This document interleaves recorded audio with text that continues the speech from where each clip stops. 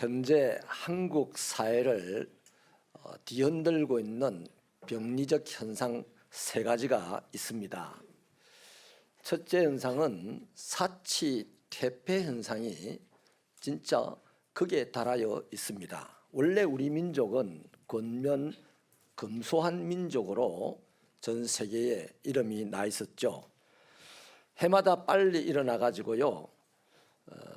항상 새벽 해 뜨기 전에 일어나 가지고 땅을 뒤집는 민족은 우리 민족밖에 세계에서 없다고 합니다. 하얀 옷을 그대로 입고 일을 했기 때문에 전 세계인이 한국 사람을 보고 백이 민족이라고 아름답게 노래하고 또 시를 쓰기도 했었죠. 그런데 지금은요, 세계에서 가장 사치한 민족이 되었습니다. 위스키 수입 국가 1등입니다. 모피 생산국들이 모피를 가장 팔고 싶어하는 나라 1등 국가가 한국입니다.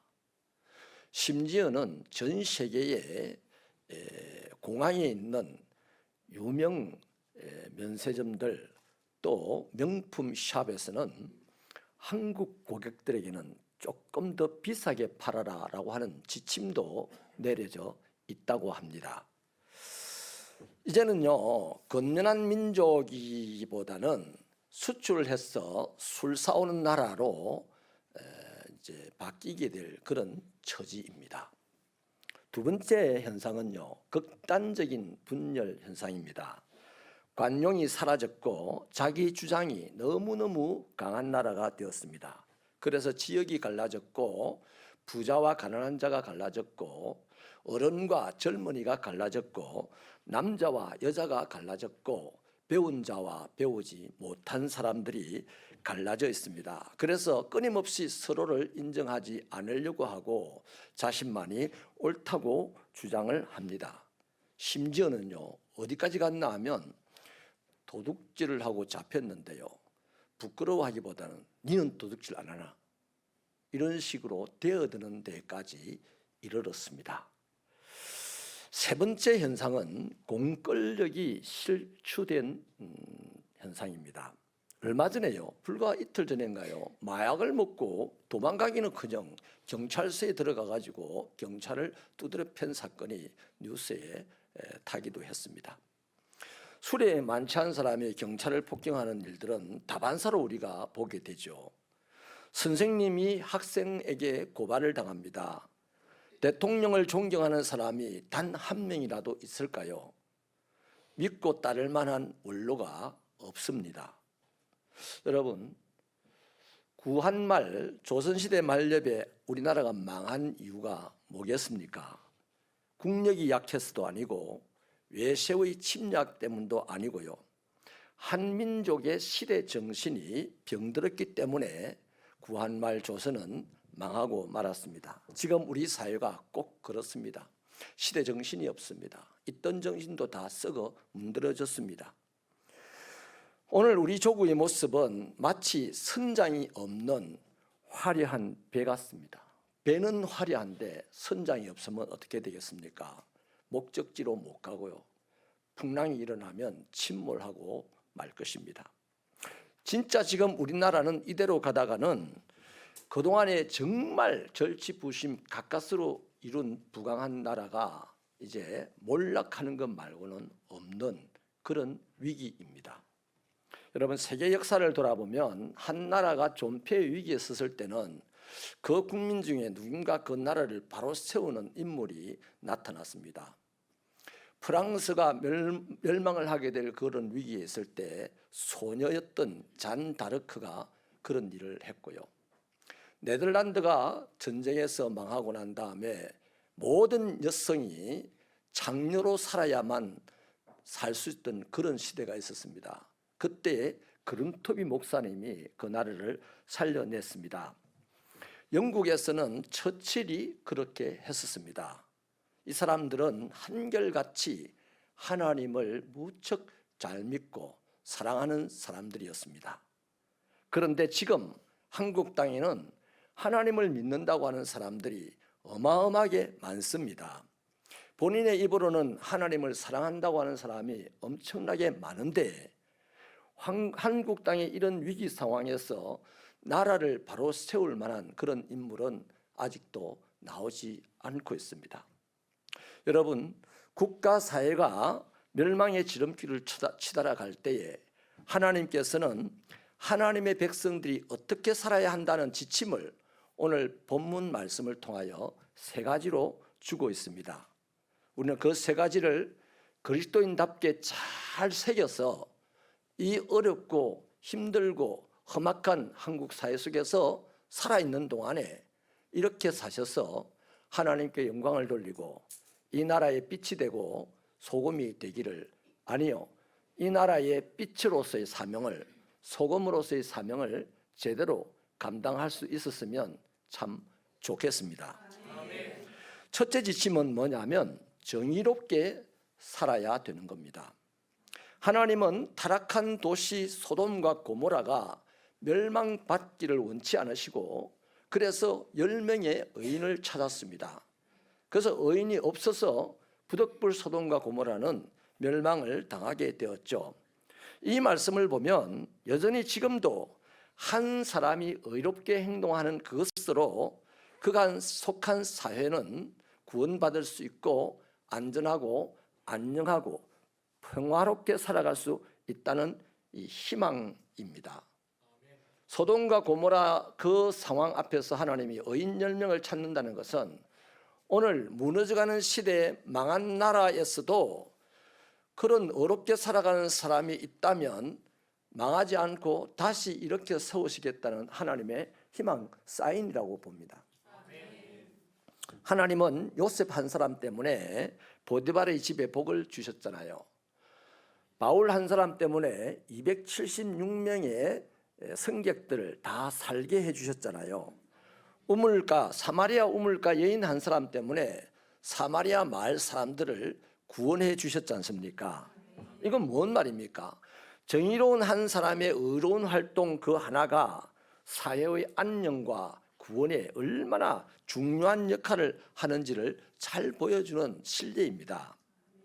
여러분, 이런 차원에서요, 우리가 사회 지도층 인사들이 정의롭게 행동한다면 더없이 좋아할 일이고 또 좋겠죠. 하지만 그들에게 우리가 주문을 하거나 그들을 기대할 것은 아닌 듯합니다. 저와 여러분이 이 땅에 살아있는 동안 대통령이 몇 번 바뀌었습니까? 그 대통령이라는 분들이 저와 여러분에게 조금이라도 행복감을 준 적이 있습니까? 우리의 기대에 조금이라도 더 부응해서 우리가 조금이라도 더 나아진 적이 있습니까? 없습니다. 예수님 오실 때까지 그런 인물은 안 나와요. 그러니까 대통령들 기대하지 마세요. 정치 지도자들 기대하지 마세요. 그 뻔한 인간들입니다. 아무것도 할 수 없는 것들이 할 수 있다고 큰소리 뻥뻥 치는 인간들입니다. 우리는 적어도 아무것도 할 수 없는 인간이라는 사실을 알고 고백하고 그래서 하나님이 필요하다고 말하는 사람이잖아요. 그래서 하나님이 원하시는 일을 하면 그 사람이 하는 어려운 일 하나 때문에 하나님이 이 사회를 안전되게 하고 안녕하게 하고 풍요롭게 하실 거라 이 말이죠. 그 엄한 사람 욕하지 말라고요. 윤석열 대통령 비난하지 마세요. 저기 지나간 문재인 대통령 비난하지 마세요. 그런 사람입니다. 뻔한 거예요. 그런 사람이 이 땅을 풍요롭게 하고 행복하게 할 수 있는 재주는 없어요. 이 땅을 풍요롭게 하고 행복하게 하고 도둑들이 사라지게 하고 이런 그런 하나님만 할 수 있어요. 아멘. 그래서 하나님이 원하시는 것은 하나님의 백성인 너희가 정의롭게 살아라고 말씀을 하는 거예요. 불의한 사회 구조 속에서 어려운 행동을 하는 극소수의 한 사람 때문에 그 사회는 지탱이 되기 때문에 그런 사람이 이 사회의 등뼈입니다. 저 4월 달에 총선 나오는 저 사람들이 우리나라의 등뼈가 아니고요. 지금도 새벽에 나와서 청소하는 그 사람이 우리 사회의 등뼈입니다. 자, 그렇다면 여러분, 정의가 뭡니까? 의학사전에 보면 사회나 공동체를 위한 옳고 바른 도리를 정의라고 합니다. 한마디로 말하면 사람과의 관계를 올바르게 맺고 살아가는 것이 정의예요. 미가서 3장 1절은요, 정의를 아는 것이 너희의 본분이다, 이렇게 말씀을 합니다. 우리 각 사람, 저와 여러분이, 다른 사람 다 빼고요, 이 자리에 모인 저와 여러분이, 하나님의 백성된 저와 여러분이 하나님의 사람답다고 한다면, 우리가 이 세상에서 사람을 대할 때 어떻게 올바른 관계 위에서 사람을 대하는 거란 말이죠. 그게 정의라는 겁니다. 이런 삶이 되기를 축복합니다. 모두가 불의한데 목사님 저만 어렵게 정의롭게 산다고 뭐 대수가 있습니까? 이렇게 반문할 수 있어요. 천만에 대수가 있습니다. 대수가 있어요. 세상은 우리의 행동을, 의로운 행동을 알아주려고도 하지 않고 칭찬하려고도 하지 않습니다. 오히려 비꼴 수 있어요. 그러나 하나님은 항상 우리의 의로운 행동 하나 때문에 감격하고 그 하나 때문에 세상에서 당신이 하고 싶은 일을 하시는 거예요. 그래서 흥망성쇠를 주장하시는 하나님이 이 세상에서 일하면 나 한 사람 때문에 흥하게도 할 수가 있고 나 한 사람 때문에 망하게도 할 수 있다는 겁니다. 그렇기 때문에 이 세상이 흥하게 되려면 하나님의 백성인 나 한 사람이 하나님에게 감동을 줘야 되죠. 우리는 너무 사람들에게 감동 주려고 애를 쓰다가 오히려 상처받았어요. 하나님에게 감동을 주면 하나님은 우리 한 사람 때문에 이 땅을 흥하게 하는 줄로 믿습니다. 그래서 한 사람의 이 어려운 행동 하나로 하나님은 심판을 늦추기도 하신다는 거예요. 두 번째로는요, 어떤 지침을 주시냐면 인자를 사랑하라는 지침을 주셨습니다. 여기서 인자는 예수님이 아니고요, 자비를 말합니다. 긍휼을 말하는 거예요. 그러니까 인생을 살아가면서 세상 속에서 사람들을 대할 때 자비롭게 대해라, 이 말입니다. 자비를 베푸는 걸 절개라는 말입니다. 여러분, 학문적인 말로 거룩한 낭비라는 신학적인 용어가 있어요. 오리를 가져갈 때 심리를 가주는 것, 에너지를 낭비하는 거죠. 그 거룩한 낭비 아니겠습니까? 겉옷을 달라는데 속옷까지 벗어주는 것, 돈을 낭비하는 거죠. 그 거룩한 낭비이겠죠. 성경에는 이 거룩한 낭비에 대한 예를 많이 보여줍니다. 향유를 주님 발 앞에 부어서 자기 머리털로 발을 씻어준 그 마리아라든지, 또 자기 재물을 예수님 때문에 동네 사람들에게 나누어 줬던 삭개오라든지, 또 한 끼밖에 남지 않은 음식을 엘리야라고 하는 선지자에게 나누어 준 사렙다 가브라든지, 뭐 이런 사람들은 이 거룩한 낭비를 한 전형적인 예가 되는 사람들이죠. 물론 이 거룩한 낭비의 가장 모범은 예수 그리스도입니다. 예수님은 신인데 우리를 위하여 사람이 되어 이 땅에 오셨습니다. 예수님은 자기 목숨을 십자가에서 우리를 구원하시기 위하여 내어주셨습니다. 그 신적인 지위도 낭비를 했고 자기의 목숨도 낭비를 했습니다. 이게 바로 거룩한 낭비인데, 이것을 바로 사람이 흉내낼 수 없는 아가페라고 하는 하나님의 사랑이죠. 여러분, 조직 사회는요, 그 밑바닥에 언제나 동정과 이해, 사랑과 봉사, 이런 것들이 깃들어 있어야만 힘을 발휘합니다. 제대로 굴러갑니다. 이걸 위해서 하나님은 이 땅에 뭘 주셨다? 교회를 주신 거예요. 이 땅의 조직사회는 제대로 굴러갈 수 없어요. 굴러가기는 굴러가는데 옳게 굴러가다가 거꾸로 굴러가다가 뒤집어서 굴러가다가, 옳게 굴러가도 아우성, 거꾸로 굴러가도 아우성, 뒤집어서 굴러가도 아우성, 슬프고 괴로운 소리가, 탄식 소리와 원망, 불만 소리가 가득하게 굴러가는 거기에 바로 올바로 굴러가며 평화롭기를 원하고 아름답기를 원하셔서 교회를 이 땅에 하나님이 주신 거예요. 그렇기 때문에 교회 안에는 뭐가 있어야 됩니까? 이 사랑이 있어야 되는 거예요.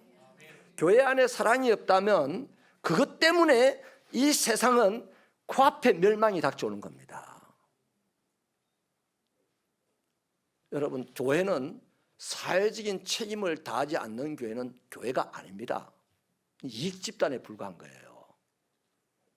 하나님이 안 돌아가는 이 세상, 아우성인 이 세상을 평화롭게 잘 돌아가기 위하여서 교회를 주셨기 때문에 교회는 뭐가 있어야 된다? 사랑이 있어야 되는 거예요. 사랑이 없는 교회라면 그 교회 때문에 세상은 멸망이 코앞에 가 있는 거예요.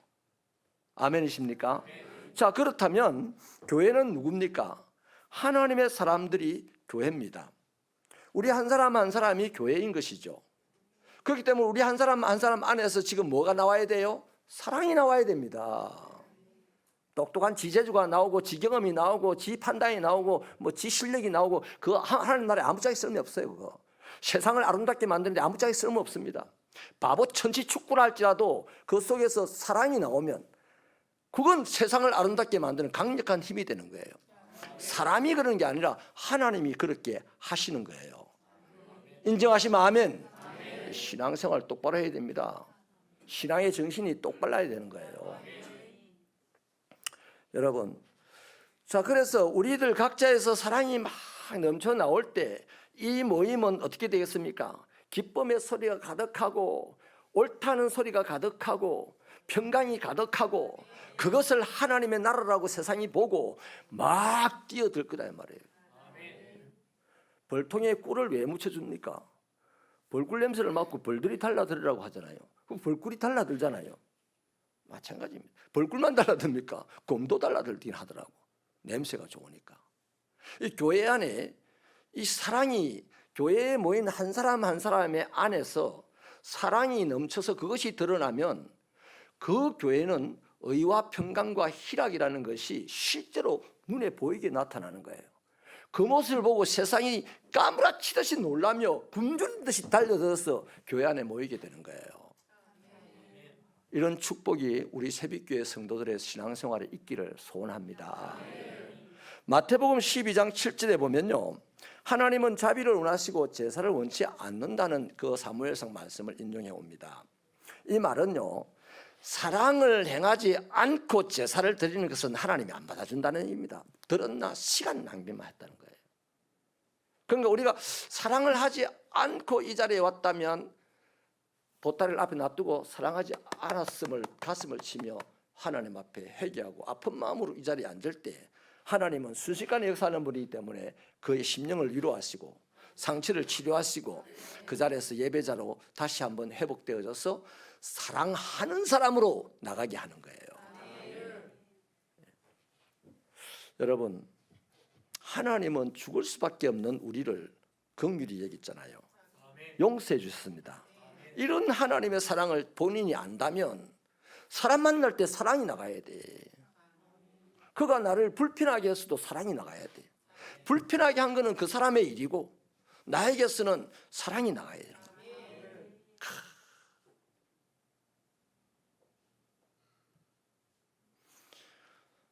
여기까지 우리가 도달하기 위해서 몸부림쳐야 되는데 나도 여러분도 이만하면 내 신앙 좋지 하고 자빠졌어요.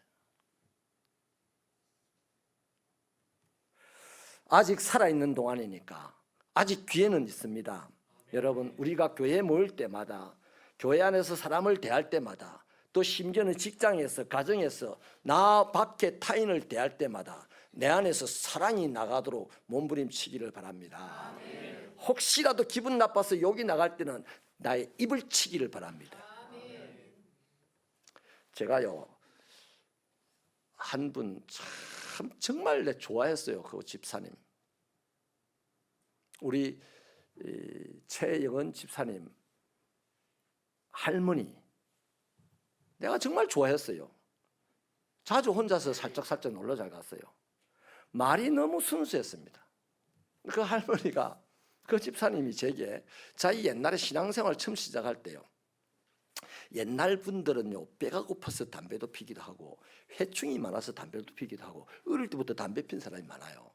그런데 이 이제 집사님이 담배를 피웠대, 시집 올 때까지도. 근데 어느 날 예수님을 딱 믿고 난 다음에 담배 끊어야 된다 하는 이 마음이 들더래요. 끊었어요. 끊었는데 어느 날 이 주방, 부엌에, 그 주방이 아니라 부엌이죠. 이 갈비를 떼고 밥하는 부엌에 딱 그 불 냄새 앞에서 담배가 그리 땡기더래요. 그래가지고 하다 담배를 딱 부는데 누가 기사대기를 한 대 때려줘요. 본인 없더래요. 본인은 하나님이 때린 줄로 그때 고백했답니다. 그리고 그날 이후로 불을 봐도 연기를 봐도 담배 냄새가 한 분도 안 나더랍니다. 맛을 봐야 맛을 알지, 맛도 못 보고 하나님을 경험했다고 하나님을 안다고 다 약간 살펴봐야 되는 사람이에요. 맛을 보면 알아요. 그래서 그 집사님은 그렇게 교회 안에서 보면 기쁜 일이 있어도 하하하, 별로 기분 안 좋은 소리를 들어도 하하하. 제가 혹시 기분 안 좋을까 봐서 또 따로 한번 찾아가 보면 목사님 다 그런 거죠. 뭐 다른 거래. 윤석열이도 그렇고 문재인이도 그렇고 그 앞에 박근혜도 그렇고 다 그런 거죠. 뭐 그 말하고 똑같은 거죠. 많이 배웠습니다. 사랑하는 여러분, 저와 여러분의 삶의 자리에서 마땅히 사랑이 나가야 됩니다. 그것이 예수를 마음에 모시고 있는 사람이에요. 마리아 예수님을 마음에 모시고 있고 나는 세례를 받았다고 마리아 뭐 얼마든지 할 수 있습니다. 그런데 사랑이 그 입으로 나가지 않고 그 눈으로 손으로 나가지 않으면 그 안에 예수가 없다고 보면 돼요. 예수가 없는데도 멀쩡하게 예수가 있는 것처럼 하고 살아가는 것이 안타깝다는 겁니다. 여러분, 오늘같이 대립과 반목으로 다투는 이 세상을 싸매어줄 수 있는 유일한 방법은 사랑밖에 없습니다. 사랑을 나누는 것밖에 없어요. 사랑하는 새벽교 성도 여러분, 목회자에게 사랑을 나눠주세요. 저도 여러분에게 사랑을 나누겠습니다. 성도 간에 사랑을 나누십시오. 사랑을 나누는데 더욱 열심을 내시기를 바랍니다. 뭐 지적질이야 뭐 아무나 할 수 있는 거 아닙니까? 솔직한 얘기로. 기분 나쁜 소리야 자연스럽게 할 수 있는 겁니다. 여러분, 금잔디를 심어놓고요 일주일만 내버려두면 전부 다 그 뭐 됩니까? 잡초됩니다.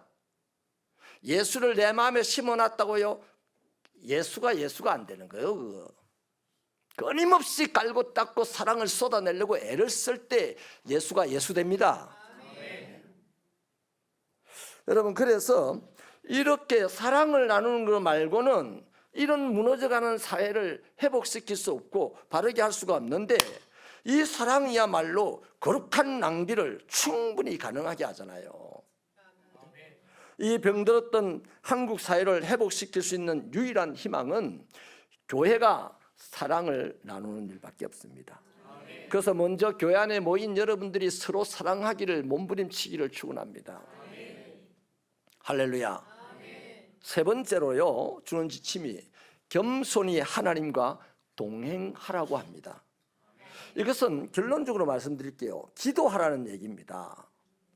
뭐 동행과 기도가 뭐 같냐 다르지 않냐라고 하겠지만요, 죽음을 보지 않고 들려 올라간 사람이 에녹이죠. 창세기 5장에서는 이 에녹을 하나님과 동행했다라고 하는데요, 동일한 이 사람을 히브리서 11장 믿음장에서는 하나님을 기쁘시게 한 사람이라고 합니다. 그러니까 하나님과 동행한다는 이 말과 하나님을 기쁘시게 한다는 것은 같은 의미입니다. 하나는, 전자는 동행했다는 이 표현은 히브리적인 표현이고 기쁘시게 했다는 표현은 헬라어적인 표현이에요. 여러분, 자, 우리가 믿음이 있어서 하나님을 기쁘시게 하는데, 이 하나님을 기쁘시게 하는 가장 기본적인 활동이 뭡니까?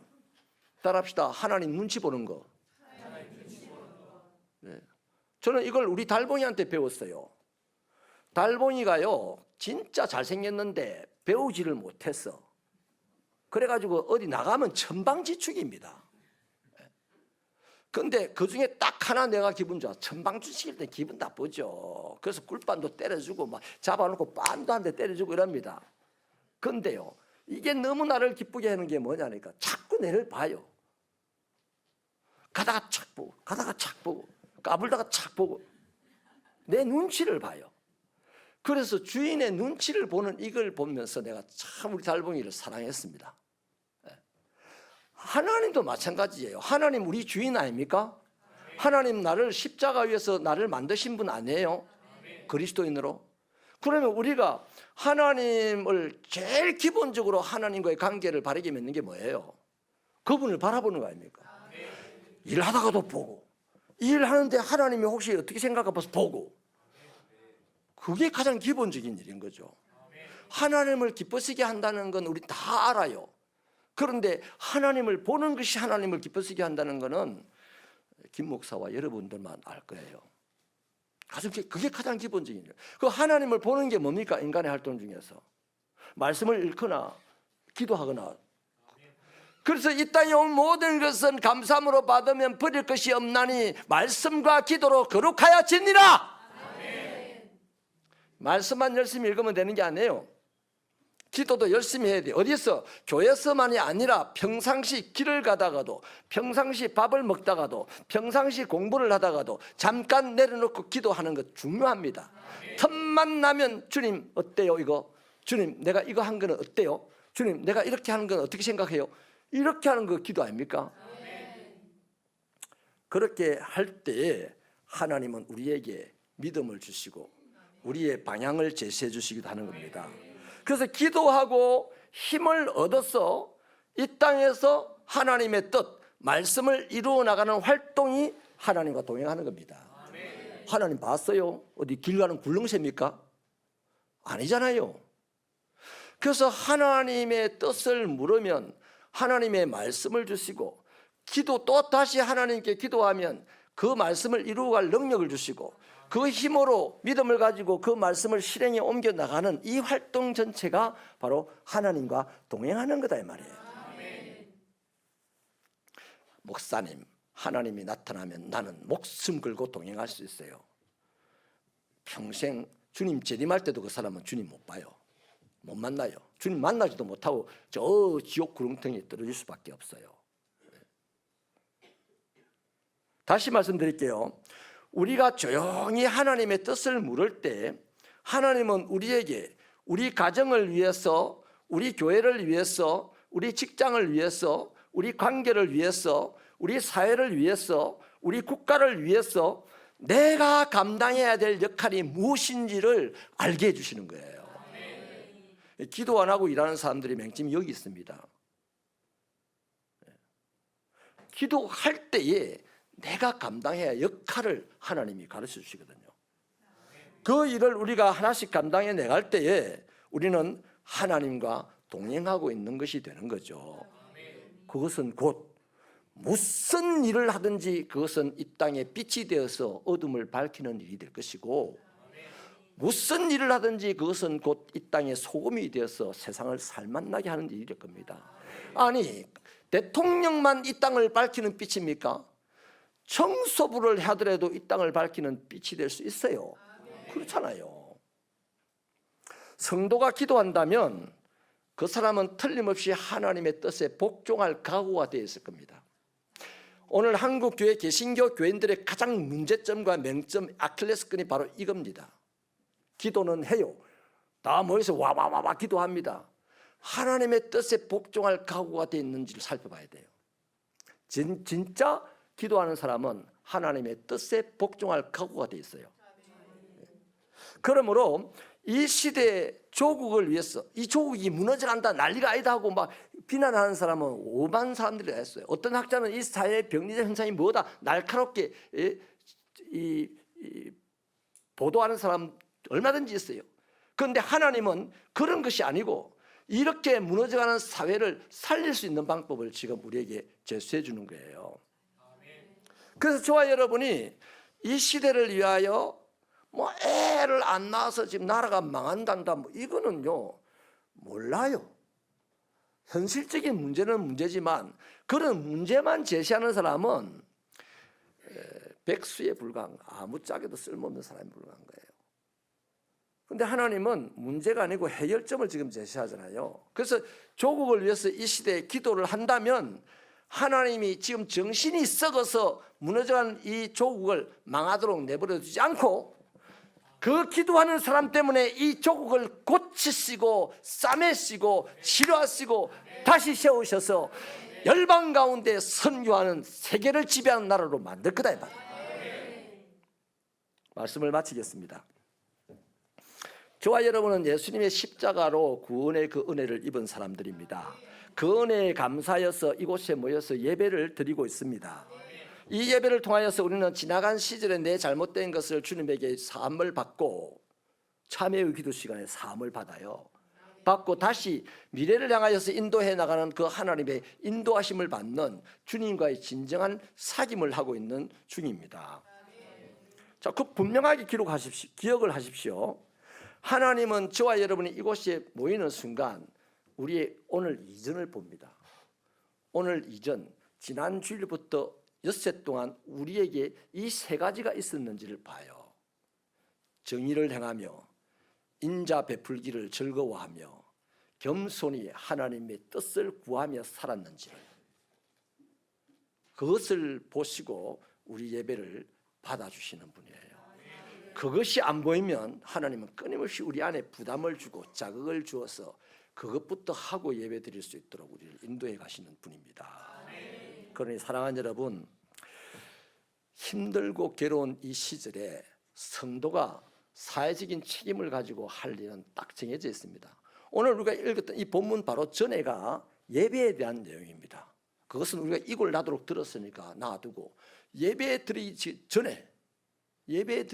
전 시간에 뭘 해야 되는지, 다시 말하면 예배당에 모이기 전에 세상에서 뭘 해야 되는지, 요 세 가지입니다. 정의를 행하고 인자를 사랑하고 겸손히 기도함으로 하나님과 동행하는 것, 이것을 하고 예배에 오면 우리는 이 예배 시간에 하나님과의 거룩한 진정한 사귐이 있어서 세상에 나갈 때 더 큰 레벨의 세상 살리는 인물이 되는 축복을 받을 줄로 믿으시면 오랜만에 두 손 들고 아멘! 기도합시다. 하나님 감사합니다. 우리가 어차피 하나님의 백성이 되었고 세상을 살리는 이도 하나님이고 세상을 망하게 하는 이도 하나님인데, 하나님은 끝까지 세상을 살리고 싶어서 오늘도 그 일에 합당한 자를 찾기 위하여 교회를 세우시고 교회 안에 우리를 불러 모으신 하나님, 우리 새벽교회 성도들이 하나님을 예배하기 전에 한 주간 세상을 살면서 하나님과 동행하는 자가 되게 하여 주시고, 그것도 겸손히 기도함으로 동행하는 자가 되게 하시고, 인자를 사랑하는 자가 되게 하여 주시고, 정의로운 삶을 살아가는 자가 되게 하여 주시옵소서. 반드시 이러한 사람은 이 땅을 밝히는 빛이 되고 이 땅을 살리는 소금이 될 줄 믿사옵고 예수님 이름으로 기도하옵나이다.